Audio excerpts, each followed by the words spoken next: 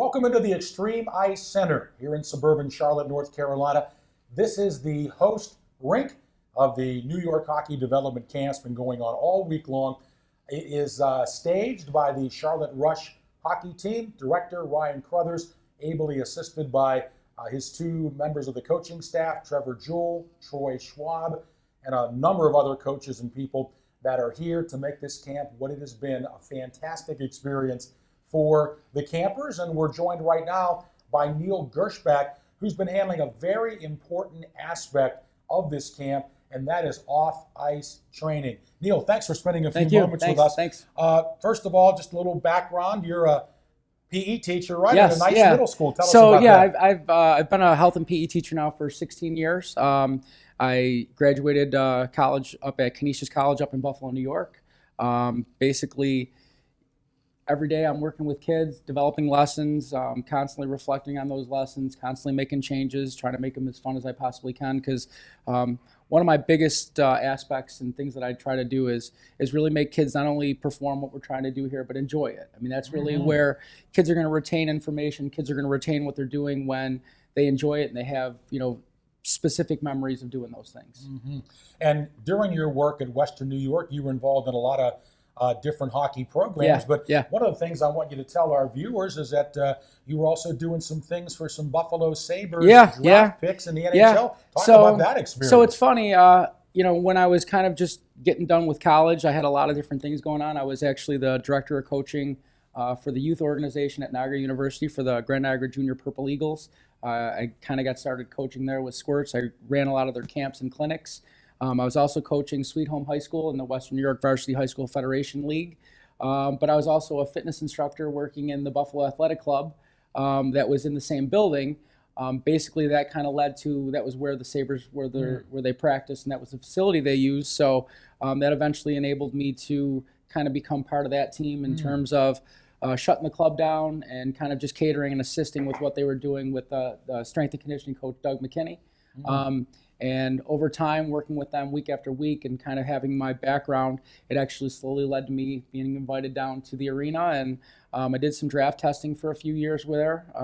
Some of the bigger names, maybe Nathan Horton, Dustin Brown in 2003, when they were 17, 18 years old, performing their tests and stuff like that. But, the biggest thing is we're just learning so many concepts with off-ice conditioning. And, obviously we have the production from a physical standpoint and from them learning and gaining not only strength but flexibility. And we're starting to realize more and more with time that we look at things differently nowadays. The world has changed, especially in the world of athletics. In my opinion, flexibility and doing something like yoga is just as important as a bench press nowadays. Because obviously we have the production and what you get from it physically, but also the injury prevention. And that's where, obviously we're going to elongate our stride. We're going to do some things that are going to help our performance. But even more importantly, this is a big business. And, obviously with athletes at the higher levels, they want those guys on the ice for all the money they're making. And they've realized how much positive influence that can have by being more flexible and performing different things like that. And, of course, the coaches, no matter what level, they always want their guys on the ice, right? No matter what level you are, because absolutely. They want to win games. But we are visiting now with Neil Gerspach, who is handling the off-ice instruction here, strength and conditioning for these campers. And, Neil, just briefly touch on the fact, I think you did a little bit, but everything's changing. We're learning a lot more. Absolutely. It's not always just doing the bench pressing, but many other things. And, I think off-ice in the view of most coaches is almost important as the on-ice stuff. And that's just it. So and I guess first of all, what I'd like to say is I really feel that it's not just a hockey camp. I feel it's a hockey school. Okay. I think that kids here are experiencing a lot different things. And I can start with our off-ice video stuff that's going on. They're not just watching videos of NHL guys and they're not just watching videos of plays. We're actually recording live during practice. And then kids are coming in the next day and seeing some of the things that they're doing. And I guess what better way to grab the attention of a kid than them to be the ones that are up on that screen, right? It's such a hard, thing to obviously keep attention going with these younger. We have some younger guys in the camp, and the feedback has been tremendous. But obviously, we're trying to meet the needs of all the different learners, and visually learning and audio learning is just as important as our physical, manipulative learning. But in terms of the off ice, Again, being a health teacher as well, not only are we doing off-ice conditioning, but we're also having a health lesson every day. And some examples I can give you there. Monday, we covered strength versus flexibility.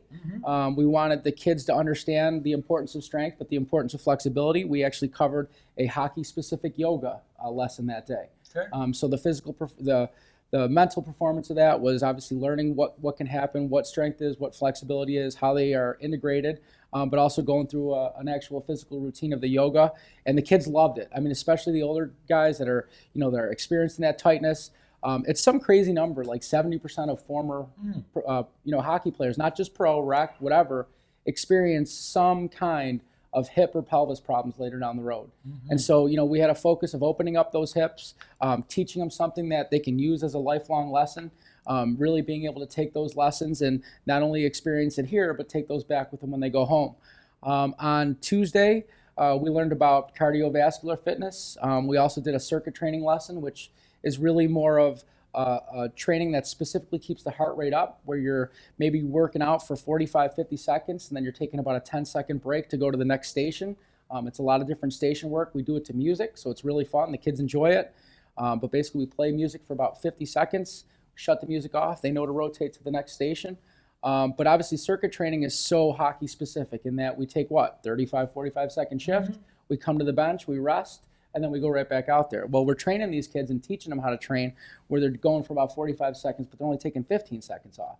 Now, if these kids start with 10 minutes and then they move it up to 12 minutes and they move it up, obviously we're making them much more effective through the course of a hockey game when you factor in they're probably getting a minute or two before they take that next shift. So, okay. So on Wednesday, we actually kind of took it easy with the physical stuff that day, and we actually explained to the kids a meal plan that's specifically for hockey. We obviously went over not only game day and practice day routines, but also tournament routines, what they're going to be able to do, because these kids are on the road. They leave on a Thursday night. They don't come home until Sunday. It's very easy for them to make a lot of bad choices, right? And there's a convenience thing. There's obviously families. It's difficult. You're on the road, and we try to stay away from those fast foods. So we gave them some examples and ideas of what they can do and how they can do it, but also really just allowing them to see what the benefits are and what they should be eating. There's a lot of misconceptions about high protein. Don't get me wrong, kids need protein, right?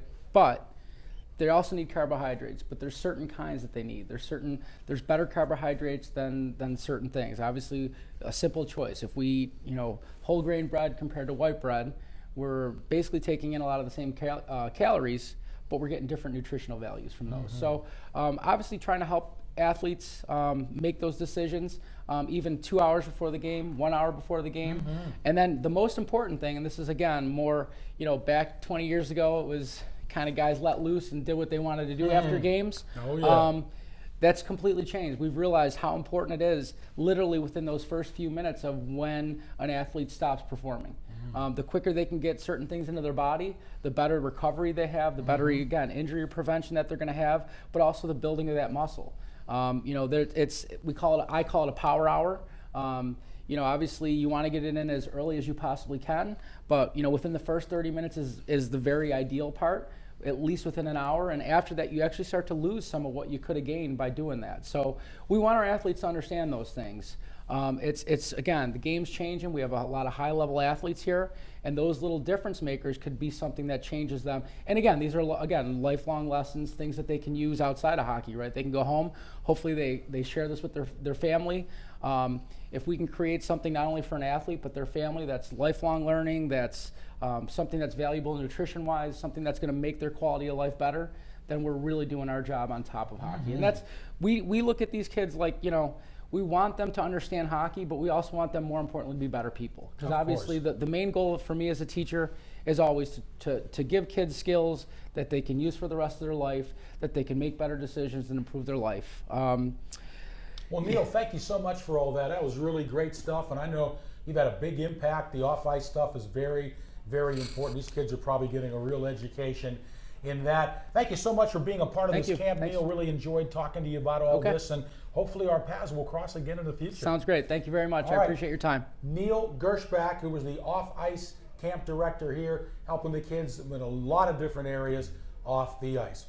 We're at the Extreme Ice Center here in suburban Charlotte, North Carolina at the New York Hockey Development Camp. And thanks so much for watching, and we'll see you next time.